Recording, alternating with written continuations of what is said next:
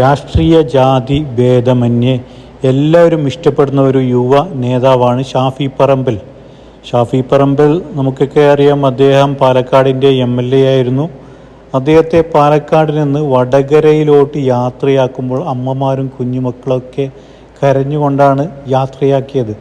വടകരയിൽ MP സ്ഥാനത്തേക്ക് വന്നപ്പോൾ വടകരക്കാർ ഇരുകൈയും നീട്ടി വലിയ ജനസാഗരമാണ് നമുക്ക് അവിടെ കാണാൻ സാധിച്ചത്. വലിയ ഭൂരിപക്ഷത്തിലാണ് ഷാഫി പറമ്പിൽ LDFിലേക്കൊക്കെ ശൈലജ ടീച്ചറെ തോൽപ്പിച്ചു. ഷാഫിയെക്കുറിച്ച് സങ്കടകരമായ വാർത്ത ഞാൻ പറഞ്ഞോട്ടെ.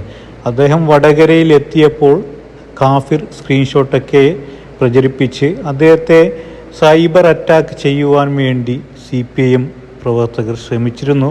അത് അദ്ദേഹത്തെ സംബന്ധിച്ചിടത്തോളം, കോൺഗ്രസ് പാർട്ടിയെ സംബന്ധിച്ചിടത്തോളം വലിയൊരു സങ്കടകരമായ വാർത്ത തന്നെയാണ്. അതിനെയൊന്നും വകവെക്കാണ്ട് അദ്ദേഹം വലിയ ഭൂരിപക്ഷത്തിലാണ് വിജയിച്ചത്. അതുപോലെ തന്നെയാണ് പാലക്കാട്ട് രാഹുൽ മാങ്കൂട്ടത്തിനെതിരെയും വലിയ രീതിയിൽ പ്രചാരണം ഉണ്ടായിരുന്നു. അവിടെയും രാഹുൽ മാങ്കൂട്ടത്തിൽ വിജയക്കൊടി പാറിക്കുകയാണ് ചെയ്തത്.